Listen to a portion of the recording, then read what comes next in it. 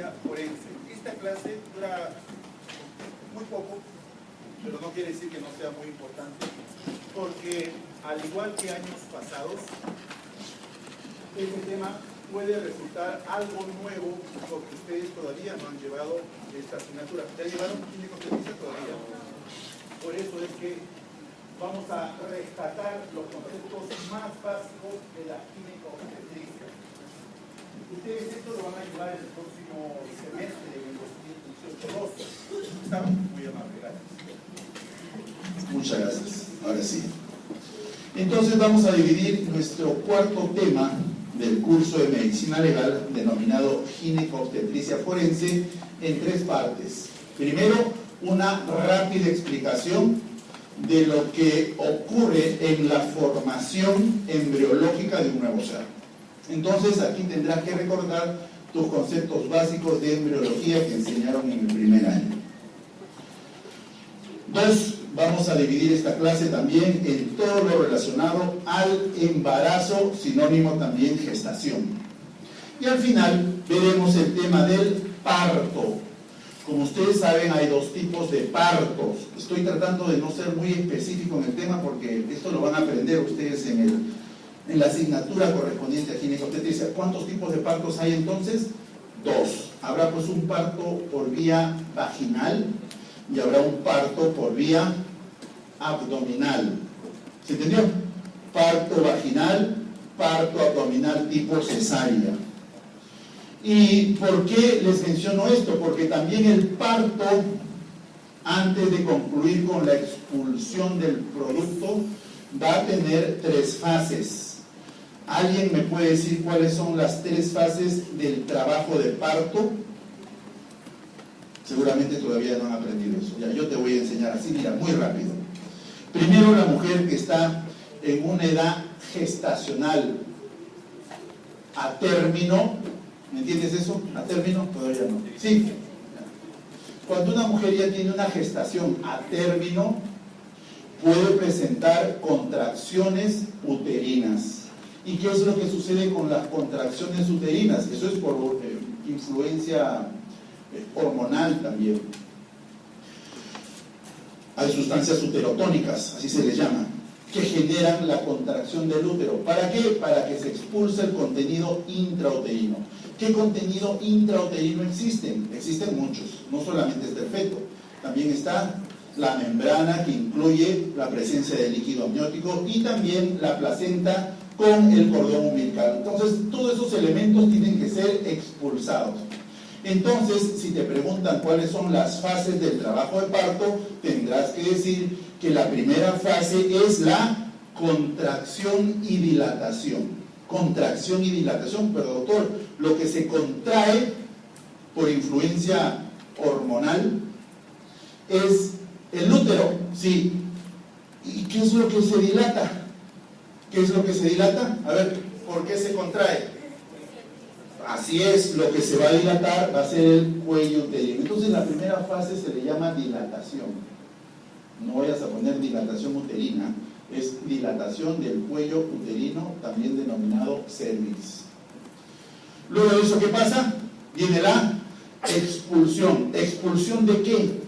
Expulsión del producto. En este caso del feto. Dime, ¿expulsión de feto con vida o de feto sin vida? No sabemos, porque igual se produce una expulsión. ¿Pueden nacer con vida? Sí. ¿Pueden nacer sin vida? Sí. Si es que no hay vida y eso ya ha sido diagnosticado a nivel intrauterino previo al inicio de las fases del trabajo de parto, a ese producto, ¿cómo se le llama? Óbito fetal, ¿ya? Óbito fetal. ¿Qué cosa es el óbito fetal? Es el feto sin vida que ha sido diagnosticado antes de la expulsión. Bueno, entonces ya se darán cuenta ustedes por qué la medicina legal interviene en estos casos ginecobstétricos forenses, porque muchas mujeres que están en edad a término de su gestación pueden tener una expulsión del producto con vida y lo pueden matar. ¿Sí o no? Sí. cómo determinar si ese producto o feto que fue expulsado, ¿en cuál de las fases? En la segunda. La tercera es la expulsión de la placenta, también llamado alumbramiento. Oiga, doctor, ¿y cómo saben ustedes, los médicos forenses, si ese producto que ha sido arrojado al río Rímac dentro de una bolsa de plástica negra, cómo saben si ese producto guarda relación con un embarazo a término? Bueno, ya ustedes, pediatría están llevando todavía. Pediatría sí. Entonces ustedes saben que hay muchas técnicas de medición y de características macroscópicas en el producto para determinar su edad gestacional. ¿Saben eso, cierto? Hay diferentes escalas, como la escala del Capurro, entre otros. Entonces los médicos forenses también conocemos eso, y viendo ese producto expulsado, arrojado al río, pues nos planteamos la siguiente hipótesis: ¿este feto habrá nacido con vida o habrá nacido sin vida? No lo sabemos. ¿Alguien sabe cómo se puede determinar eso? Hay que recordar un poquito también ahí, aparte de la embriología, un poquito también el tema de la función respiratoria propia. Hasta fisiopatología tienes que recordar, hasta fisiología, neurología, todo eso en un minuto, porque tú vas a estar de médico serumista el próximo año y probablemente la autoridad te lleve: doctora, ¿sabe qué? Hemos encontrado un bebito muerto. Así va a hablar ella.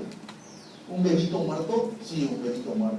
Pero no sabemos si ese bebito nació vivo o nació muerto, porque si nació vivo y se murió, eso debió reportarse. Y como no se ha reportado, creo que la mamá lo ha matado al bebito. ¿Entendiste la figura? Entonces uno tiene que ir a hacer ese examen.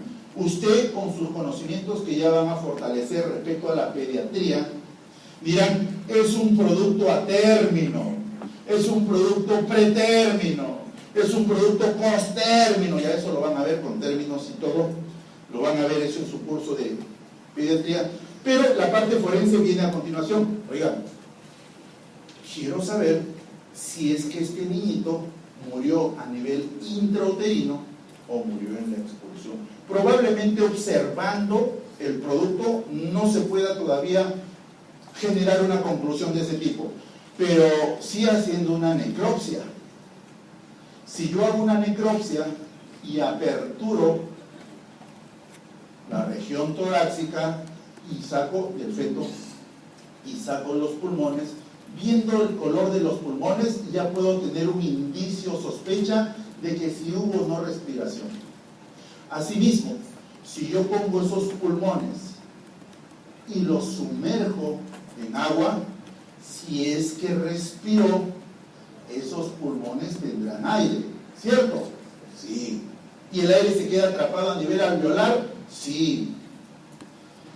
Si es que respiró ese producto, si yo pongo los pulmones muy pequeños del feto sobre el agua, ¿flota o se hunde? Flota. Doctor, he sacado los pulmones del feto encontrado en el río, he hecho la necropsia, he colocado esos pulmones sobre el agua, no flotan, se han hundido. Incluso aplasté con mi dedo con guante, no salió ni una burbujita, doctor. ¿Qué quiere decir? De que no hubo respiración. ¿Y esa respiración cuándo se da? Al momento de qué fase. A, dilatación. B, expulsión. C, alumbramiento. ¿En cuál de todas? En la fase de expulsión. También le llaman periodo expulsivo. ¿Sabes cómo se llama esa prueba que hacemos nosotros, los médicos forenses, en la necropsia? A eso se le llama dosimasia. D-O-C-I-M-A-S-I-A.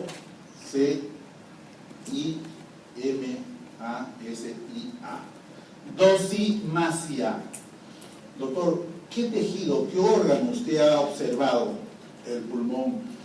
¿Y ese órgano lo ha sumergido en el agua? Sí. Eso se llama dosimasia pulmonar. Pero no solamente nosotros podemos hacer esa prueba en la morgue o en el lugar donde ustedes realicen la necropsia. También ustedes pueden, por ejemplo, utilizar el tubo gastrointestinal. Entonces, cuando hagan la apertura del abdomen, harán una sujeción o harán una fijación de, por ejemplo, el esófago hasta el intestino delgado, o puede ser un poco más. Recuerda que el feto es muy pequeño, y una vez que está eso sujetado con, puede ser un pabilo o algo que genere una tracción y no una salida del aire que puede haber ahí, al momento de sumergirlo también en el agua, pues veremos si es que se hunde o si es que se flota. Todo eso se hace ya cuando hay un nacimiento. Pero de eso no vamos a hablar el día de hoy, solo que estoy yo haciendo una antesala a lo que nos viene a continuación. En las siguientes clases veremos un tema muy pero muy importante, sobre todo para determinar si hubo asesinato o no. Ese tema se llama pediatría forense. No podría hoy día enseñarte pediatría forense sin antes no te he enseñado lo básico de la ginecobstetricia forense. Repito entonces, hoy nuestra clase, que es bastante corta, que es muy rápida, y vuelvo a repetir, no quiere decir que no sea importante, lo es, va a abarcar 3 segmentos. Lo relacionado a la concepción, que ustedes entenderán que es diferente a la fecundación, y muy diferente a la anidación, y muy diferente a la implantación. ¿Te acuerdas o no? Eso se aprende en el primer año. A mí me enseñaron eso en el primer año. ¿A ti qué año te enseñaron? ¿Primer año también o segundo? Segundo. No, segundo creo que. Segundo. En biología. Sí, en biología, segundo año. Bien. Entonces vas a recordar eso. ¿No? Pero algo muy rápido. No vamos a hacer, pues, no vamos a explicar del ejercicio teofolasto, ¿no? Eso ya es curso ya aprendido. Después veremos el tema del embarazo, gestación y al final el tema del parto. Vuelvo a repetir, ¿cuál es la importancia de este tema de ginecobstetricia forense? Que el futuro médico cirujano que va a realizar su serum pueda distinguir, ya sea macroscópicamente, o ya sea, eso es en el lugar de hallazgo del feto, o ya sea por medio de una necropsia, pueda distinguir si hay signos de vida previa a la expulsión, o si no hay signos de vida después de la expulsión. Y también hay un tema muy importante respecto al aborto. Yo no podría enseñarte signos de aborto si antes no has recordado los signos básicos del embarazo. Los signos básicos del embarazo. Bien, empezamos. Empezamos con el embarazo. Miren, hay 2 corrientes. Hay una corriente clínica y hay una corriente médico-legal. ¿Por qué digo una corriente clínica y una corriente médico-legal? Porque usted va a aprender a partir del 2018, 12, ¿no? A partir de agosto. A partir del 2018-12 usted va a llevar todo un curso de ginecobstetricia. Y ahí su profesor, que va a estar de blanco y probablemente venga aquí o de repente se da la clase en la sede, le dirá: el embarazo es el resultado, a ver, ¿de qué? De la unión del óvulo y del espermatozoide. ¿Sí? Algunos dicen, doctor, el embarazo no es el resultado de la unión del espermatozoide con el óvulo, es el resultado de la unión de ambos núcleos, de las 2 células que se juntan. Porque si no hay esa unión de los 2 núcleos y no hay intercambio de cromosomas, no se puede hablar de un nuevo ser, no se puede hablar de una nueva célula. Hay otra corriente que dice, no, el embarazo no es fecundación, no es unión del óvulo con el espermatozoide. El embarazo ya es la implantación. A ver, dime, ¿a los cuántos días se implanta un producto? A los 7 días. ¿Y cuándo culmina la implantación? Eso es embriología. Porque si no hay implantación definitiva, no podemos hablar de interrupción de lo que sigue a continuación. Y eso está aquí, está escrito, que desde el punto de vista clínico o médico, lo que usted va a aprender es que el embarazo o gestación se cuenta a partir del día de la fecundación, aunque de repente los que hagan ecografías, su profesor le dirá, ¿sabes qué? Nosotros cuando vemos por ecografía el producto, no sacamos el cálculo en base a la fecha de fecundación, Sacamos el cálculo en base a qué? A la fecha de última regla. Pero probablemente otro te diga, no, nosotros no sacamos el cálculo a partir del día de la fecundación, ni a partir del día de la fecha de última regla. Nosotros sacamos el cálculo en base a las dimensiones que observamos en el ecógrafo. Caramba, oiga, entonces un montón de conceptos, sí. Bueno, este no es un curso de ecografía, este es un curso de ginecología de hospital, este es un curso de medicina legal. Para la ley, ¿desde cuándo se inicia el embarazo o gestación? Se inicia desde la concepción. Entonces, en este segmento de medicina legal, yo te tengo que explicar qué cosa es la concepción. Ojo, la concepción es un término, puede ser médico, pero más que nada es un término legal, jurídico. ¿Sabes por qué? Porque la Constitución Política del Perú, ¿de qué año es? ¿Cómo que del 2004? 91. ¿Cómo que del 94? Desde el año 1993 tenemos la Constitución vigente. En la Constitución, ustedes saben qué es la Constitución. No quiero hacer una clase de Constitución, pero saben que es un librito que tiene la bandera del Perú y que en ese librito hay derechos, ¿ya? Ahí hay derechos. Dime, ¿quién tiene derechos? ¿Tú que ya tienes más de 18 años? ¿Tu hermanito que acaba de nacer? ¿O tiene derechos el concebido? ¿Desde cuándo se generan derechos según la Constitución? Desde la concepción. Oiga, doctor, pero si todavía no nace ese producto, ¿cómo va a tener derechos? Sí, en nuestro país es así. Yo pensaba que solamente el que nacía tenía derechos. No.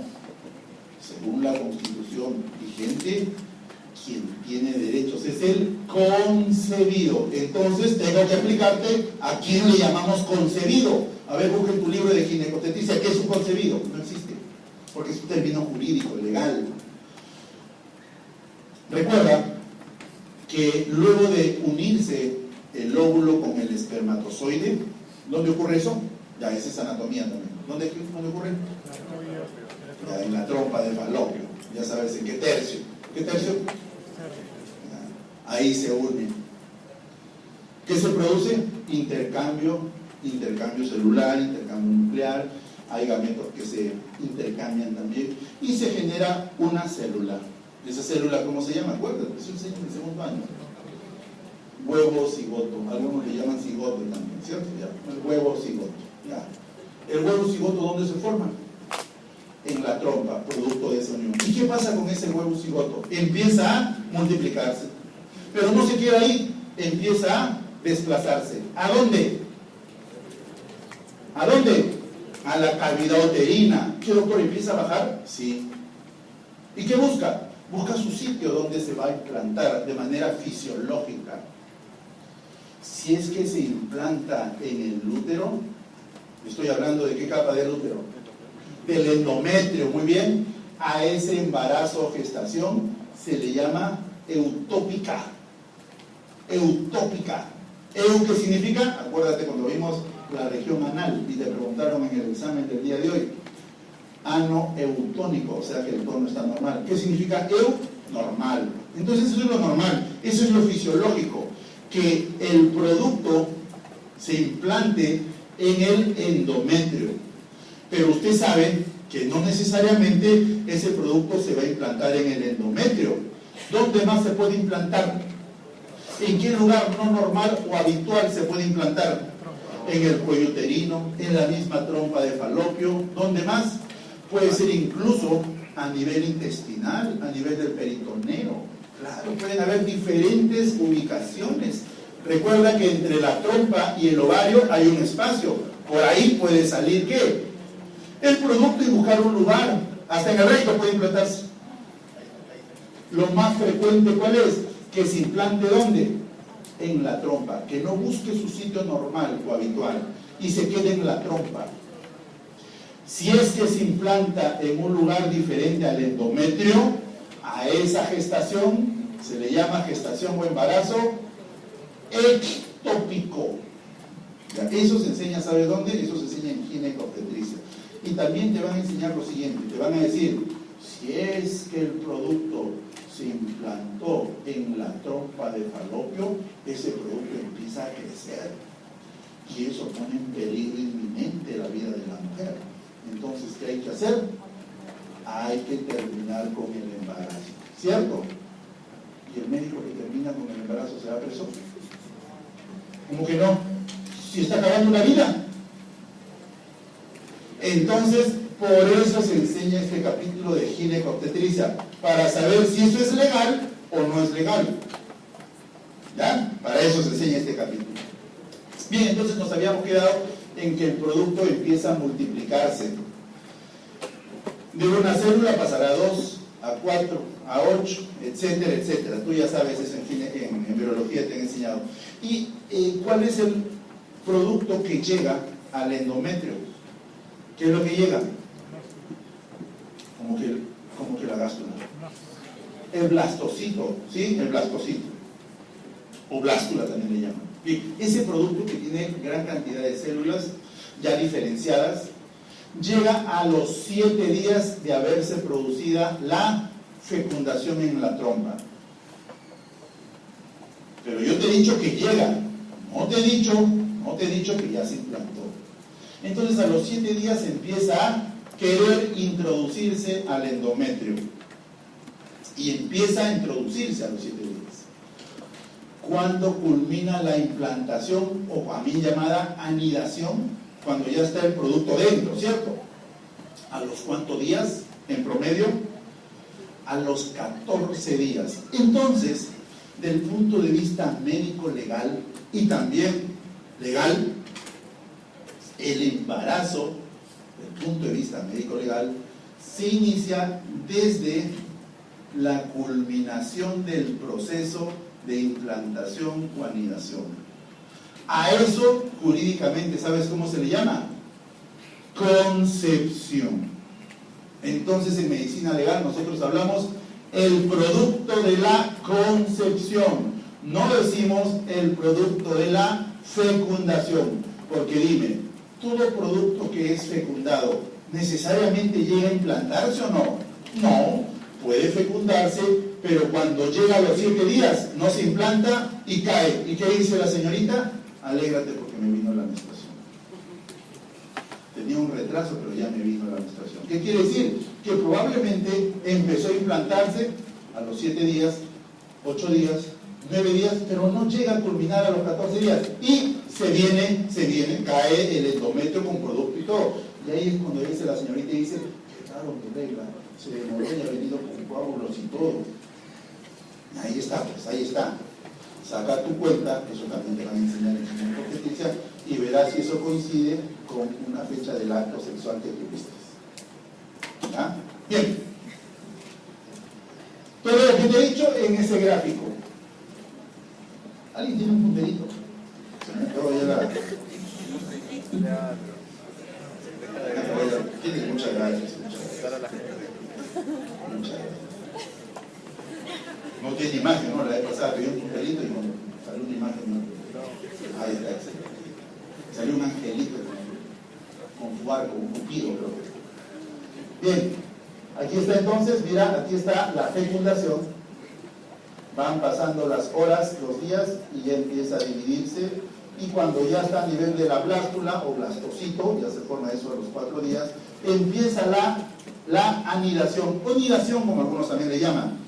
Empieza esto a los 7 días. Y mira cómo empieza a introducirse aquí a nivel del endometrio. Eso es lo fisiológico. Una preguntita. A los 7 días de haber ocurrido la fecundación, del punto de vista legal, ¿ya podemos hablar de vida? No. Del punto de vista legal, deberíamos hablar de vida cuando ya este producto ingresó y se anidó completamente. Eso ocurre a los 14 días. ¿Sabes por qué? Y a eso le llaman concepción. ¿Sabes por qué? Porque la Constitución de nuestro país, como diferentes lineamientos o políticas de salud, promueven los métodos, anticonceptivos. Pues, dime, ¿Anticonceptivo es lo mismo que antifecundación? No. ¿Cuál es el legal? Anticonceptivo. Si es que hay concepción, es que ya para el derecho hay un concebido. Por lo tanto, eso ya tiene derechos. Ah, doctor, entonces yo puedo hacer miles de cosas antes de la concepción. Sí. ¿Eso es legal? Sí. ¿No puedo hacer nada después de haberse generado la concepción a los 14 días?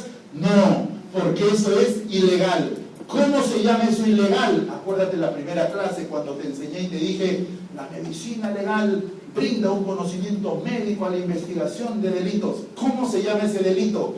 Cuando se interrumpe la concepción en cualquier momento, lógicamente después de haberse generado la concepción. Ese delito se llama aborto. Otra vez, todos los procedimientos o todas las etapas fisiológicas que ocurren, cuidado que te pongan fisiopatológicas, cuando digan, señale el enunciado correcto, lee bien, mira cuántos se han equivocado hoy día, ¿no? La vez pasada también, cuántos se equivocaron, pusieron que la epidermis era vascular. ¿Cómo vas a poner la epidermis es vascular? La epidermis es vascular. Acto contra natura, ¿es lo mismo que coito contra natura? No, tú estuviste en la clase aquí, no son sinónimos. ¿Me ves? ¿Cómo te equivocas? ¿Por qué no vienes a la clase? ¿El acto qué es? El intentar introducir el pene, solo hay equimosis. ¿El coito qué es? Cuando el pene ya entró, ¿qué cosa había? Fisuras anales, diferente. Ven a la clase. Es gratis, mira, puedes entrar, nadie te cobra. Imposible. Me están llegando a la clase. Gracias por venir, señor. Bien, entonces tenemos aquí la explicación de por qué los métodos anticonceptivos no son ilegales. ¿Has escuchado de la píldora del día siguiente? ¿Has escuchado? Por cultura médica, tú vas a ser médico. Pero eso me van a enseñar a mí en el curso de gineco-obstetricia. Bueno, decían que la píldora del día siguiente, o píldora de emergencia le llamaban también, era ilegal. ¿Recuerdan? Decían también que era abortiva. Claro, es que la explicación de la píldora del día siguiente se relaciona a tres mecanismos. Puede ser que la píldora del día siguiente, puede ser que la píldora del día siguiente impida que se rompa el óvulo para que que se rompa el ovario para que este óvulo pase a la trompa. O sea, genera un mecanismo de antiovulación o en contra de la producción de un óvulo, ¿ya? Anovulación también le llaman. Ese es un mecanismo. Dime, ¿ahí hay aborto? ¿Ahí hay aborto o no? No. ¿Qué más hace la píldora del día siguiente? Evita, pues aparte de que el óvulo vaya a la trompa, evita, ¿qué más? Evita que los espermatozoides ingresen. ¿Por qué? Porque altera el moco cervical. Le cambia el pH y hacen que todos los espermatozoides se alteren y no lleguen hasta aquí. ¿Ya? ¿Eso es ilegal? ¿Eso es abortivo? No. Pero el tercer mecanismo sí. ¿Cuál era ese tercer mecanismo?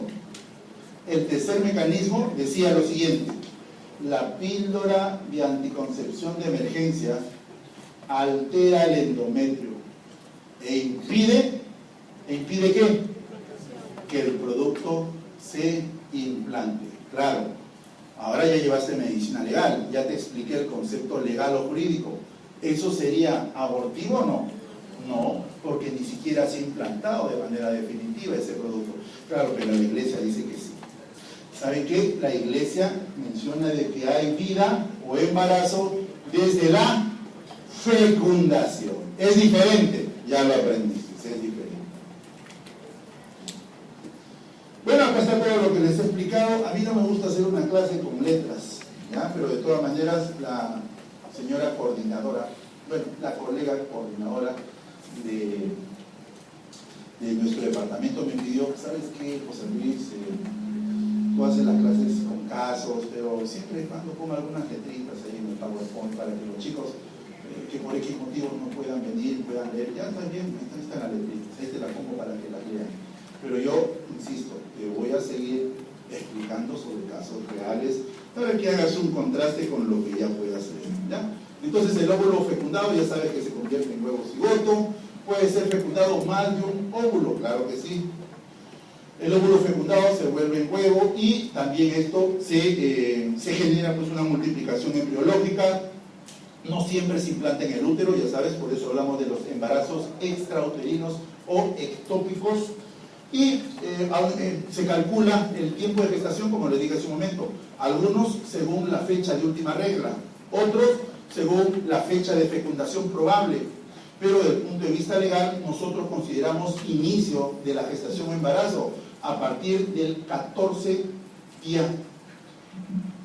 o 14 días de haberse producido la fecundación, porque cronológicamente en ese tiempo ya este blastocisto se ha implantado y ya se ha generado ya todo un intercambio celular. Bueno, aquí hay un gráfico más ilustrativo para ustedes. Miren, esto es lo fisiológico, esto también es lo fisiológico. Miren aquí cómo ya el blastocisto ingresa a nivel endometrial y cómo ya aquí se ha culminado el proceso de anidación. Mira. Esto, ¿puede caer o no? Sí. ¿Esto puede caer? No, doctora, a menos que le saquen todo el útero. ¿Se entendió ahora? Por eso es que hablamos de la concepción como un término legal, jurídico. Recuerda, la Constitución Política del Perú habla de concebido, no habla de fecundado. Por lo tanto, los métodos anticonceptivos, ya sabes todo lo que va a evitar. Lógicamente, si tú te das cuenta, si tu pareja o usted, que no le viene la menstruación y tiene una alarma de estar gestando, no, y si se hace usted una ecografía y se observa ya esto implantado, e incluso se va a observar un espacio, ustedes saben cómo se llama ese espacio, que posteriormente va a formar el saco vitelino.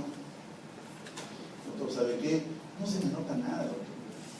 Aparte, recién tengo un mes y medio de que no me viene la regla, doctor. Doctor, quiero interrumpir eso. Si es que alguien hace eso, ya está cometiendo un delito. ¿Qué delito es? Aborto. Aquí también tengo que hacer otra precisión. Cuando lleves el curso de ginecobstetricia, te van a definir aborto como lo siguiente. ¿Qué es aborto? Aborto es una hemorragia del primer trimestre. Acuérdate, cuando estés en el curso te van a decir, anota por favor, aborto, hemorragia del primer trimestre. Claro, esa es la definición clínica, de hospital. Para nosotros, aborto no es ninguna hemorragia del primer trimestre. Para nosotros, en medicina legal, aborto es un delito, que significa la interrupción de la gestación en cualquier momento, sea primer trimestre, sea segundo trimestre, sea tercer trimestre. Si se interrumpe esa gestación por cualquier medio, eso es considerado aborto. Asimismo, te van a decir que aborto es la hemorragia del primer trimestre o si es que la expulsión guarda relación con un producto menor a, hablan mucho de gramos ahí, menor a 500 gramos. Y le consideran también primer trimestre o hemorragia que se presente en las primeras 20 semanas. No quiero tocar eso al detalle porque eso va a ser curso de agosto, pero te vuelvo a repetir. Cuando escuches la definición de aborto del punto de vista médico, clínico, te van a decir que es cuando la mujer tuvo una hemorragia. Sí. ¿La mujer tuvo una hemorragia? Sí. Entonces es un aborto. Sí. Pero desde el punto de vista médico legal, la palabra aborto es un delito. ¿Recuerdas o no? A ver, enséñame un poquito medicina legal. Dime, ¿el aborto qué tipo de delito es? A, contra la vida, el cuerpo y la salud. B, contra la libertad sexual. C, contra los procesos informáticos, porque también hay delitos informáticos. ¿Cuál es? Es un delito contra la vida, el cuerpo y la salud. Dime, ¿y quién puede ocasionar ese aborto? ¿Tú, la enfermera, la obstetriz, cualquier persona no médica o hasta ella misma, la propia gestante? ¿Quién? Cualquiera. Cualquiera. ¿Se dan cuenta? Aborto, como digo. Vamos aquí entonces a explicar cómo es un aborto ectópico, perdón, un embarazo ectópico. Mira acá. Se puede el producto también implantar en el cuello uterino, se puede implantar aquí a nivel intersticial, en la misma trompa, mira aquí como te dije, puede ser también a nivel ovárico, etc.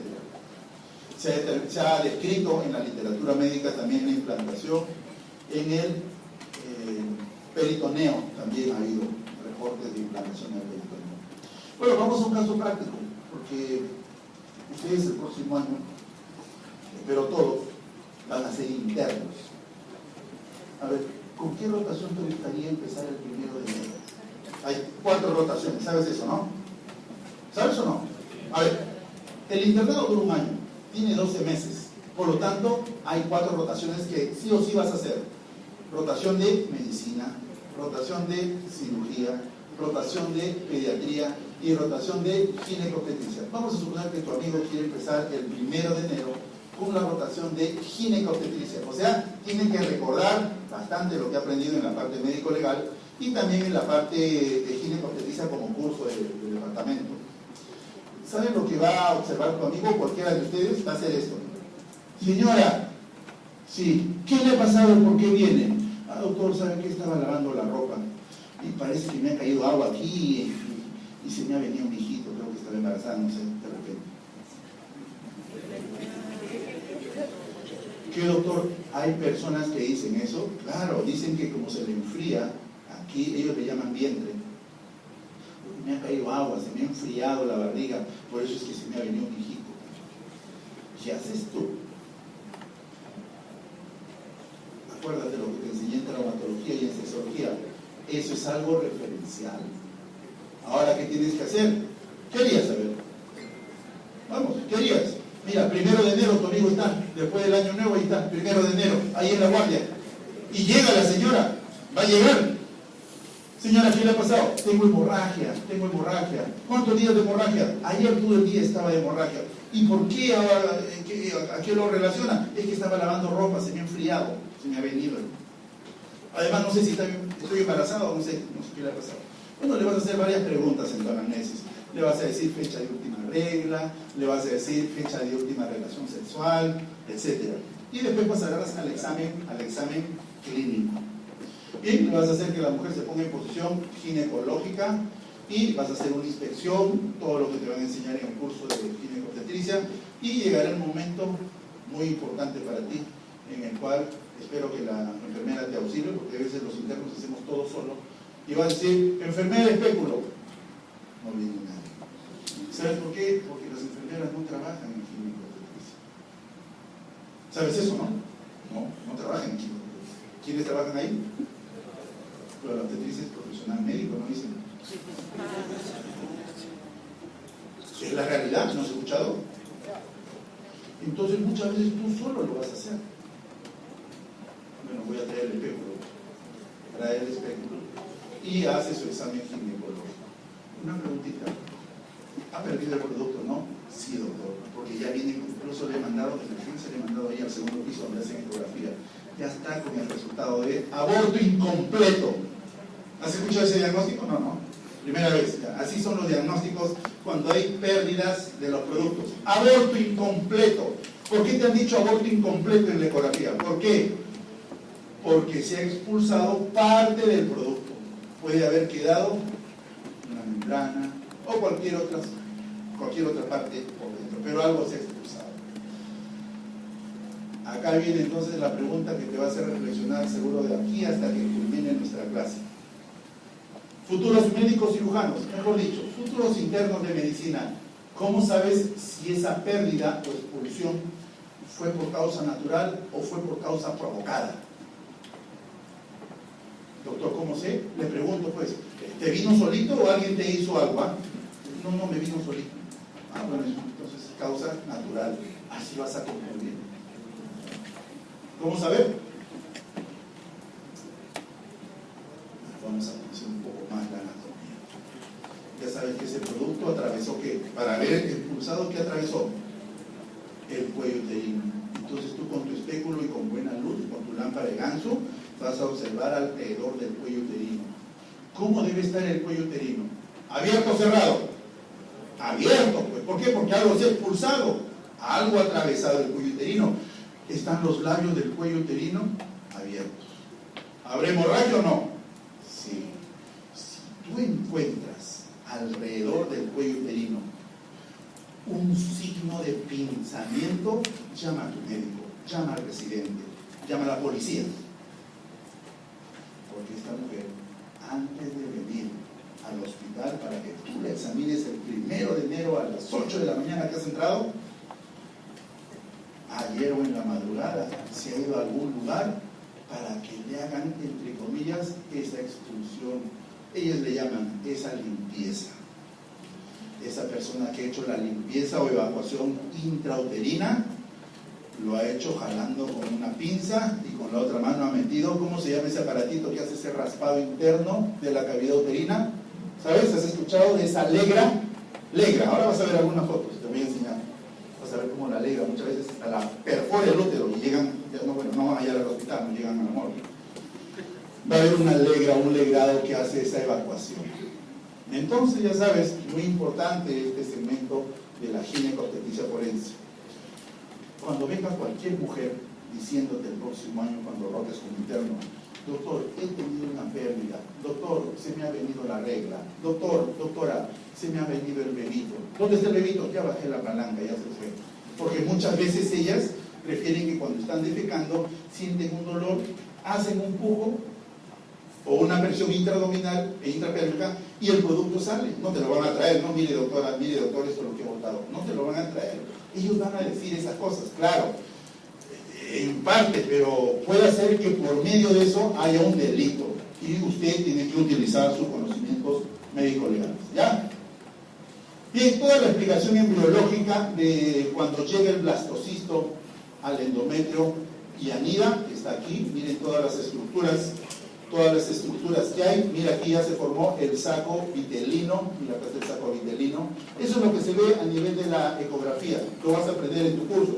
Y también ya el producto empieza a tener aquí un sistema de conexión que más adelante va a formar el cordón umbilical y el producto ya empieza a dividirse en ese disco trilaminar, ectodermo, mesodermo, endodermo.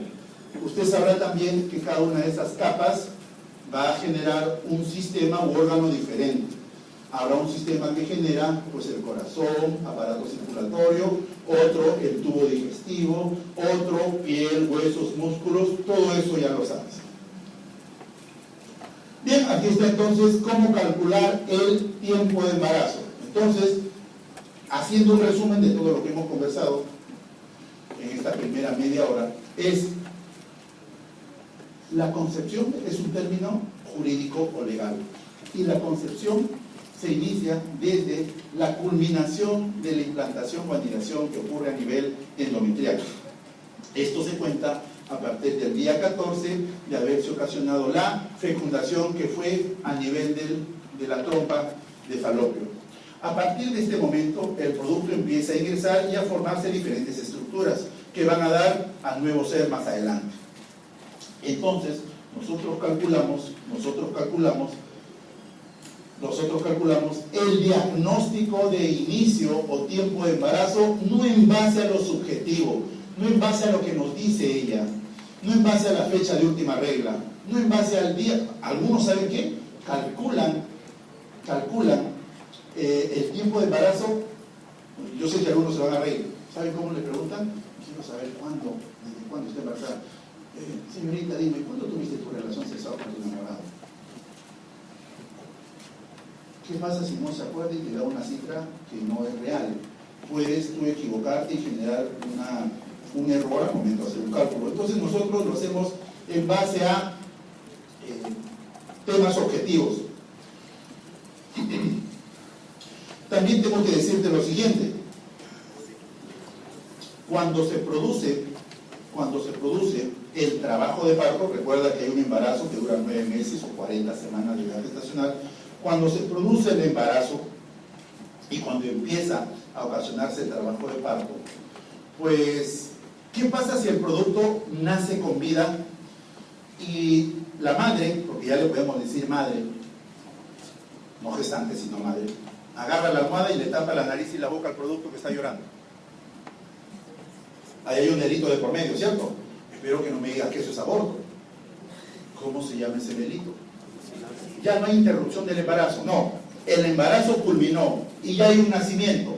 Entonces, si es que la madre mata a su hijo, ya no vamos a decir al feto, sino a su hijo, porque ya hay un nacimiento, a ese delito, mira cómo se le llama.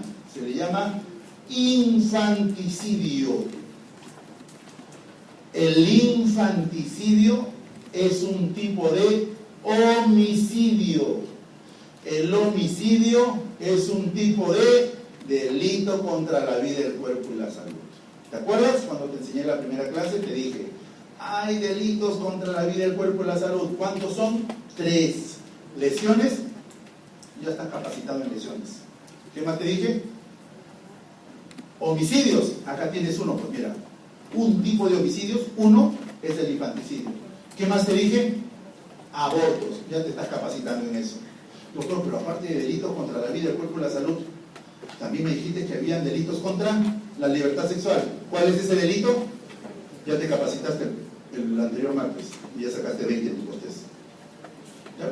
Te estás capacitando en el análisis de todos estos delitos. ¿Qué más entonces? Tenemos infanticidios como el tipo de homicidio cuando la madre mata a su hijo. No te confundas, ¿sabes? Porque en el post te van a poner cuando el padre mata a su hijo. O el padre no puede matar a su hijo. Apenas nace. ¿Puede hacerlo? ¿Cómo se llama el delito? Parricidio.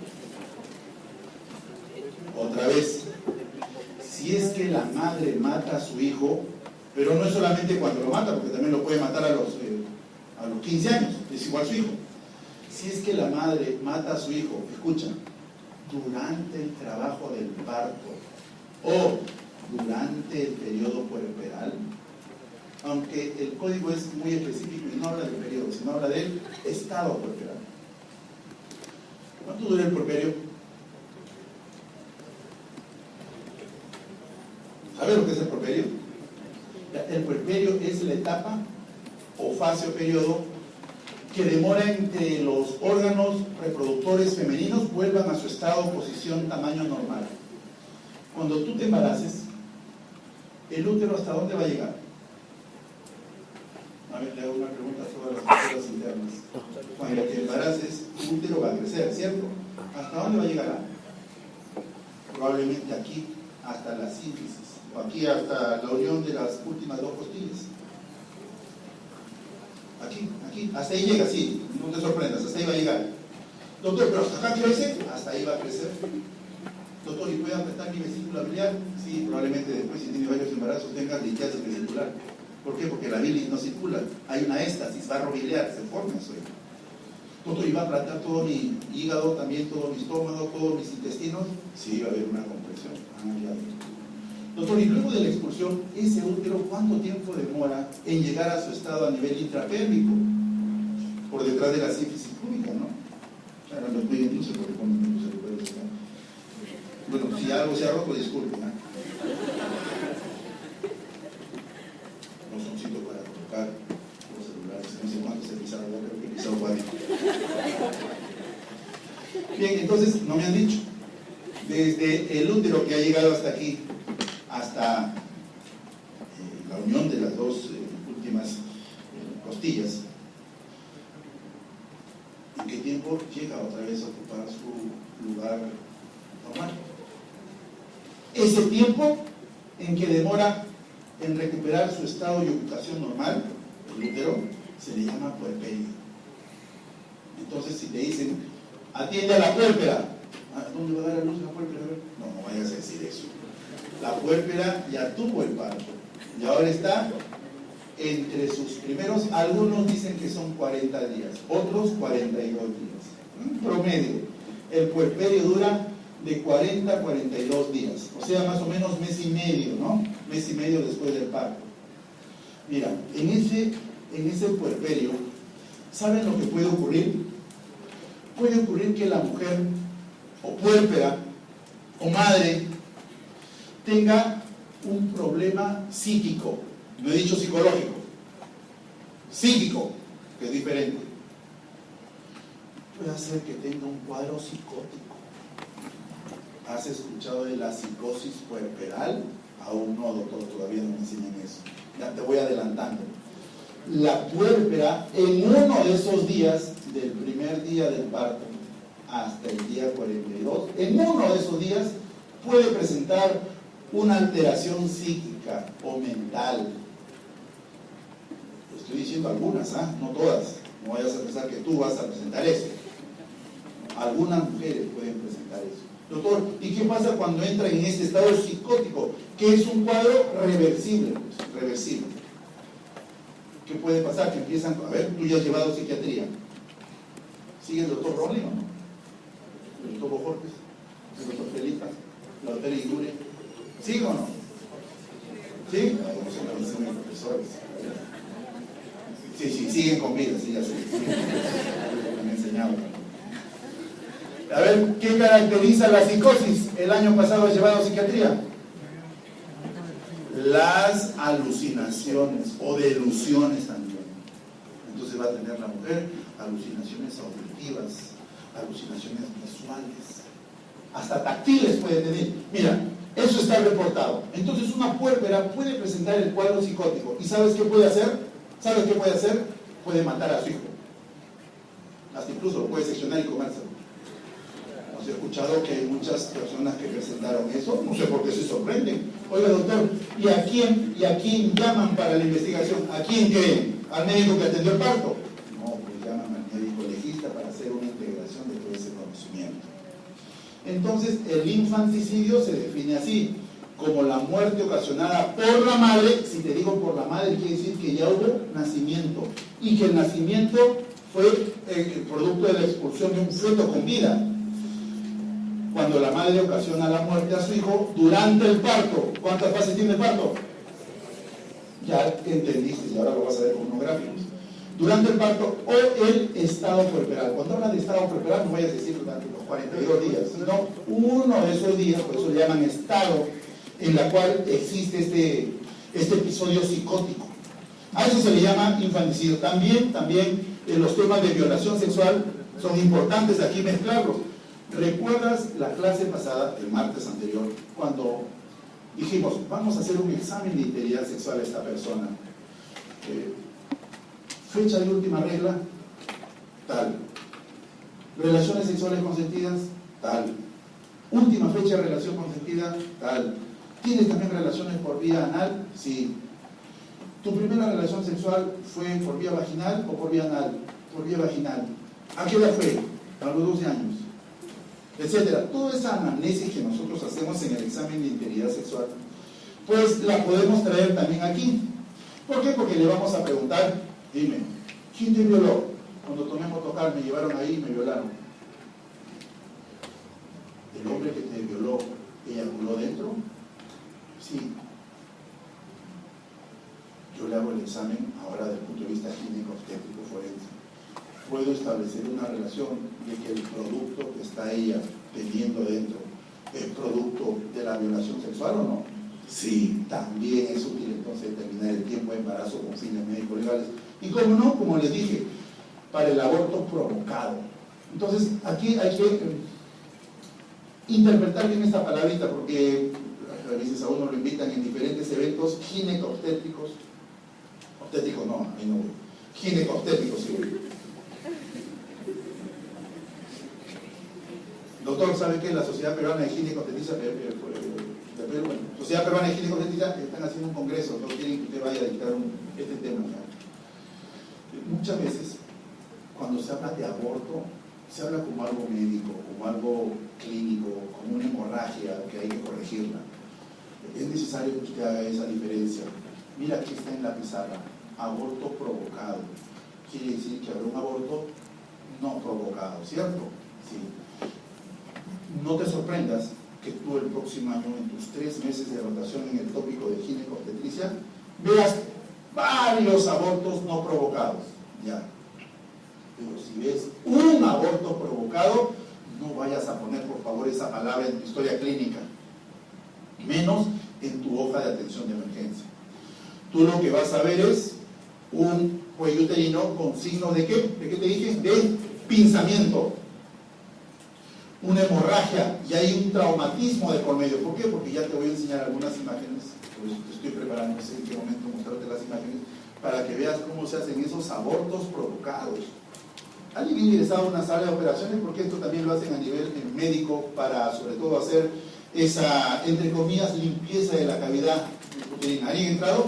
¿Sí? ¿Han participado? La han visto, ¿no? Mujer en posición ginecológica. ¿Qué hace? Se pone el espéculo, se apertura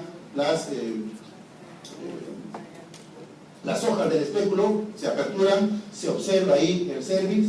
¿Qué hace el que va a hacer la limpieza? Con una mano pone una pinza y jala, y con la otra mano introduce la lega y hace la evacuación y comienza a sacar toda la riñonera para ver que todo esté saliendo.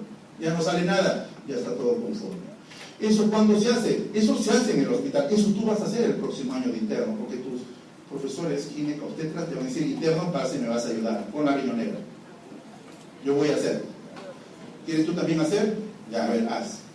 Pero doctor, pero a mí un profesor que se apellida Pacheco de la Cruz dijo que eso era ilegal, doctor. No, es que esto tiene fines médicos, estos son fines terapéuticos. Cuando hay un aborto incompleto, no provocado, ¿qué es lo que hay que hacer? Sacar lo que quedó dentro. Eso lo hacen todos los médicos, todos los ginecobstetras. Todos ellos lo hacen. Y a eso le llaman aborto. Pero, por favor, ten mucho cuidado de estar diciendo: doctor, ¿sabe qué? Creo que ese es un aborto provocado. Si tú dices que es un aborto provocado, solamente díselo a él. Díselo a él. No lo escribas. Porque el fiscal apenas se entere de que en la historia clínica dice aborto provocado, va a tener que buscar un responsable de ese aborto provocado. ¿O no? Puede ser la propia mujer, puede ser el amante, puede ser el esposo, no lo sabemos. Puede ser cualquier profesional de la salud, espero no médico o pseudo profesional, que haya hecho eso. Entonces se va a iniciar una investigación. Esa es la importancia de los aspectos médico-legales respecto al embarazo. Repito, temas de violación sexual, ya sabes por qué, fecha de última relación sexual y fecha también de la violación sexual. Temas de abortos, nosotros en medicina legal vemos solamente abortos provocados, y temas de infanticidio. Ya has aprendido qué cosa es infanticidio. Bien, todo eso está aquí, mira, en lo penal, en lo civil. Cuando te dije en la primera clase de la importancia de la medicina legal al derecho, yo te dije que habían dos tipos de derecho, ¿recuerdas?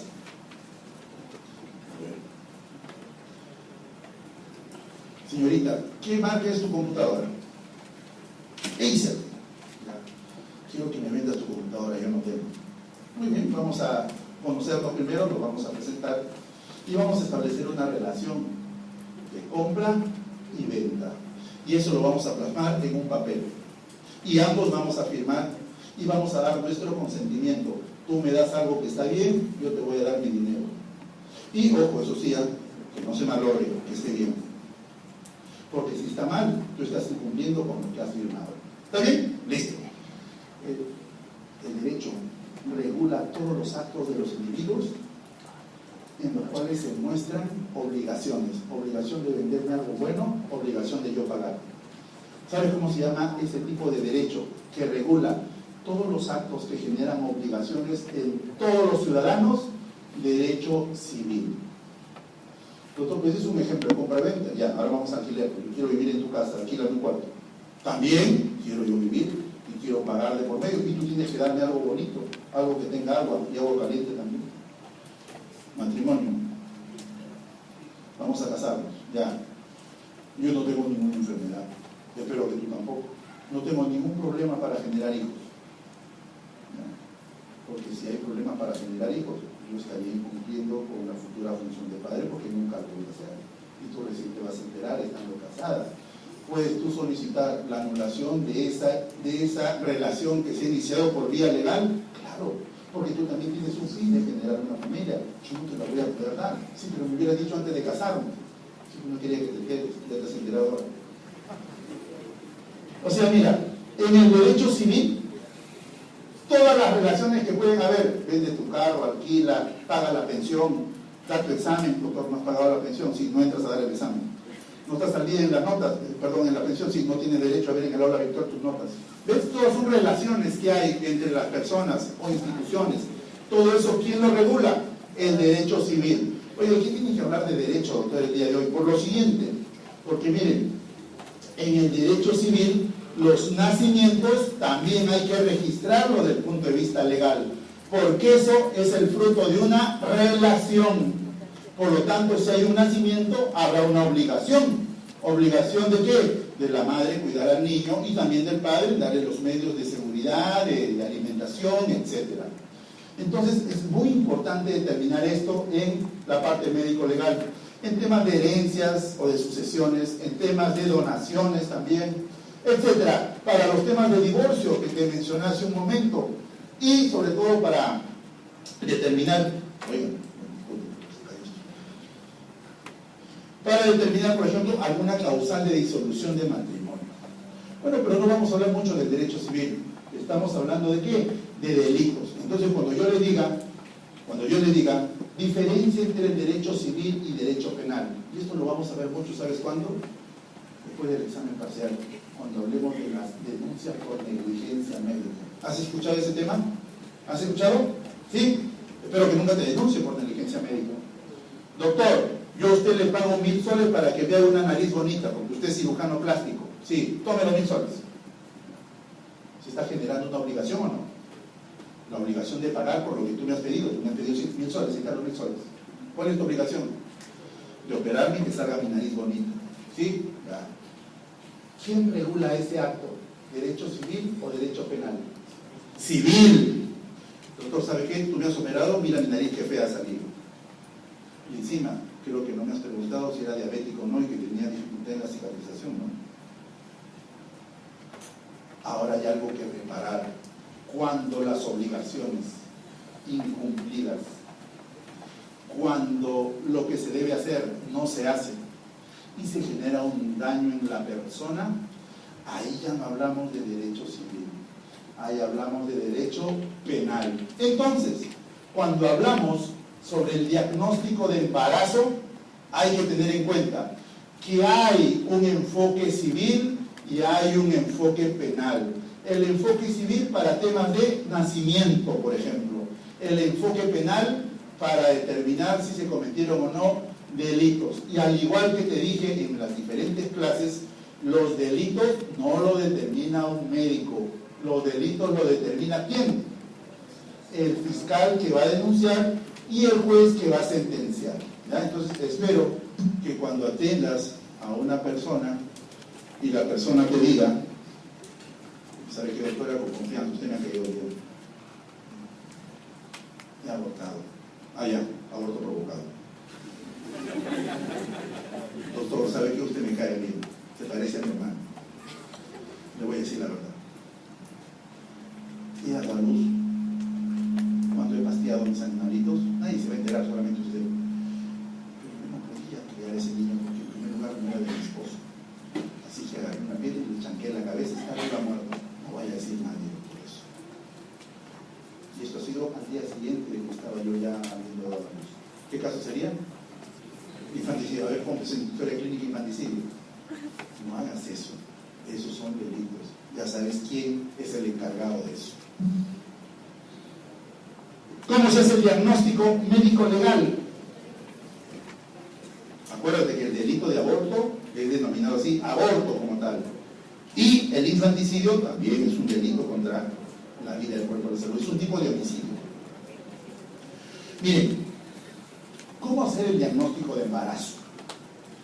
Miren, aquí hay diferentes formas de hacer el diagnóstico de embarazo. Yo les voy a enseñar solo el objetivo. O sea, algo que me dé la certeza de que esté embarazada. Un ejemplo interno de medicina. Señora, sí, ¿hace cuánto no le viene la regla? Hace 2 meses. ¿Siente que algo se le mueve? No. Estás embarazada porque no se te viene la regla. ¿Eso es correcto? ¿Sabes qué? ¿Hace cuánto no te viene tu regla? 2 meses. Ya, sácate sangre por favor y quiero dosar beta-HCG. ¿Me entiendes qué es eso, cierto? ¿Salió positivo? Ya estás embarazada. ¿Eso es correcto? ¿Acaso no pueden dar falsos positivos esas pruebas? ¿Acaso solamente hay embarazo cuando hay beta-HCG positivo? ¿Ustedes han escuchado de la mola y latiforme?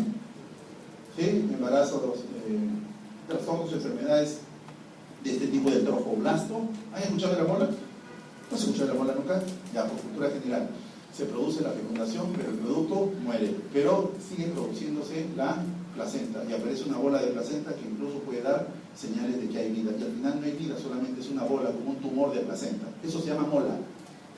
Doctor, ¿me sacaron sangre? Sí. ¿Positivo? Sí, ya le estás comprando el acuario al niño ya. Y lo que tienes es una mola. No solo el resultado positivo de la beta-HCG puede ser en sangre en orina, guarda relación directa con el embarazo. Pueden haber embarazos anembrionarios. Caramba, doctor, todo eso ven ustedes en medicina legal. Claro, pues. Ahora entenderás cuando tengas a un especialista en medicina legal qué conocimientos debe dominar. Casi todos. Desde la embriología tiene que dominar para hacer esta aplicación bastante sencilla y clara. ¿Por qué? Porque hay una mujer detenida. Y el médico legista tiene que utilizar su conocimiento básico para que el fiscal denuncie a la mujer detenida y lo lleve al Poder Judicial y después la meta presa. Un ejemplo.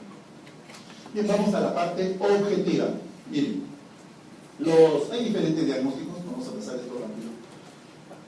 Bueno, esto también ya ustedes saben qué es esto, ¿cierto? Este es un diagnóstico definitivo.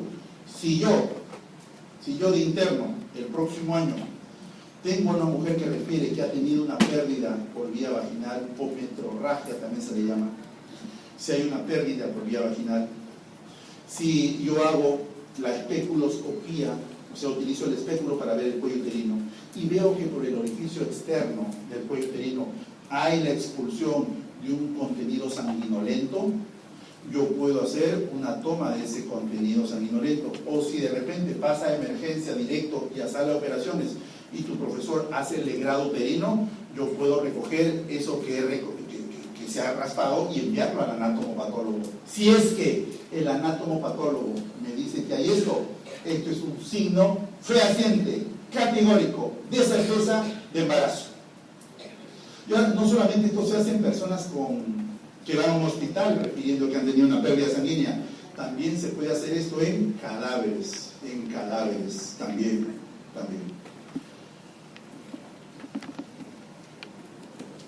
Bien, acá están. Miren,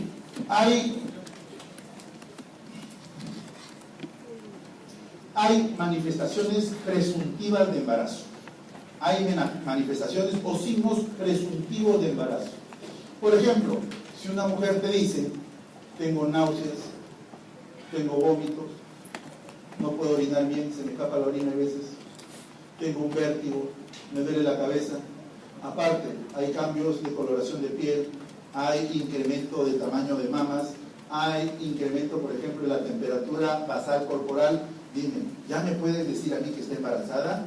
No. Por lo tanto, estos son síntomas y signos bastante genéricos. Se le llaman a estos manifestaciones presuntivas. Doctor, ¿se puede hacer un diagnóstico médico legal con manifestaciones presuntivas? ¿Cuál es la respuesta? No.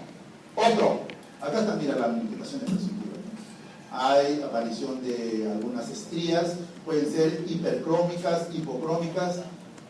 Algunos que tienen un sobrepeso también pueden tener estrías y por eso no le vas a decir que está embarazada. Puede haber una hipercromía areolar, ¿sí? Ahí está. También pueden haber melasmas o algún tipo de mancha característica en la piel, pero eso es algo bastante presuntivo. ¿Qué deberíamos hacer a continuación? Buscar si hay signos de probabilidad de embarazo. Todo esto lo van a aprender, ya se imaginan cuando ustedes estén acabando en diciembre el curso. Caramba, van a dominar mucho esto, por eso no quiero demorarme más. Amenorrea, ¿qué significa amenorrea? Que no le ha venido la regla. Entonces, la amenorrea puede generar en ti un signo de probabilidad de embarazo. Dime, ¿toda mujer con amenorrea está embarazada? Por lo tanto, no es un signo de certeza.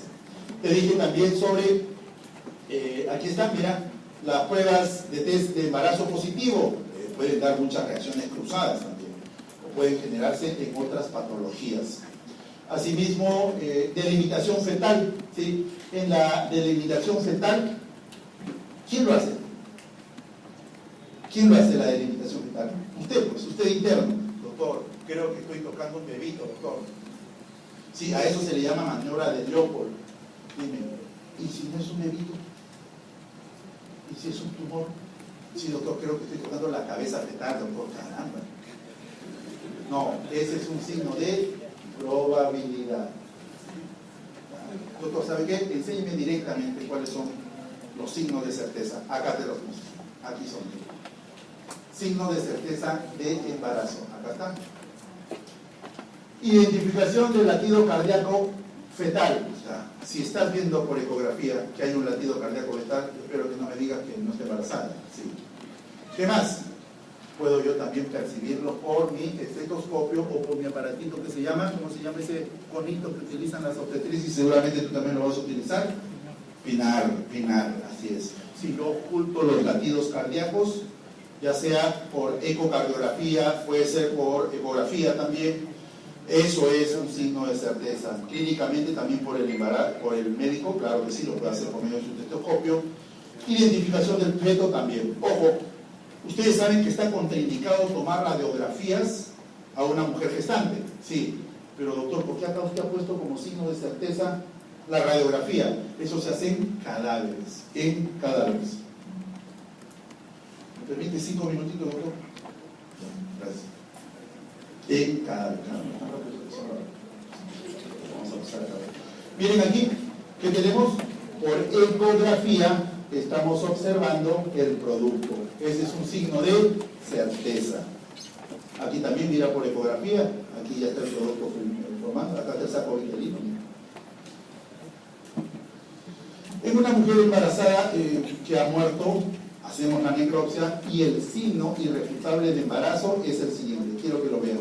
Se apertura la trompa de falopio y si es que encontramos el cuerpo lúteo o también llamado cuerpo amarillo, ese es un signo de certeza de embarazo. Ya hablé sobre las velocidades coriónicas y ahora les voy a mostrar aquí esta tablita en la cual nosotros vamos a medir también los tamaños uterinos y vamos a hacer la correlación con los embarazos. Lo vamos a pasar rápido. Eso también son signos para medir la altura uterina y determinar el tiempo de embarazo. Y, bueno, acá no.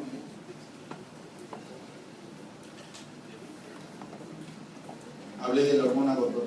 Aquí están, mira, aquí están los cambios que hay hormonales. Y ya con esto termino, porque voy a hablar de aborto. Lo que falta lo vamos a complementar en la próxima clase, no sé. El pasito está esta lámina. Está acá. ¿Ya? Cuando una mujer está embarazada y de manera intencional interrumpe su embarazo, ¿está cometiendo delito o no? ¿Sí? Otra vez. Cuando una mujer está embarazada y de manera intencional interrumpe su embarazo, ¿cómo se llama el delito? Aborto. Bien. Doctor, la mujer ha hecho el aborto en la calle. Sí.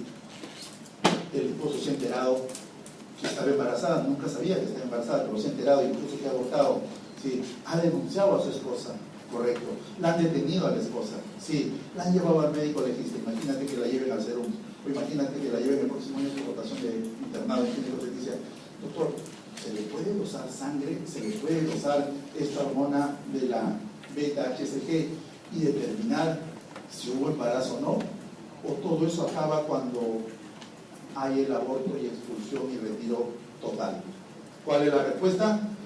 Luego de la expulsión o luego del aborto, aún puede mantenerse presente estas hormonas.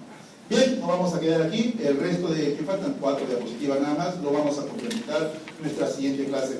Muchísimas gracias y bueno, antes que se retire, por favor, no quiero dejar de lado la felicitación que tengo que hacer a los señores alumnos que están sacando altísimas notas en estas primeras semanas. Mi agradecimiento a ustedes. Muchísimas gracias. Nos vemos la próxima semana.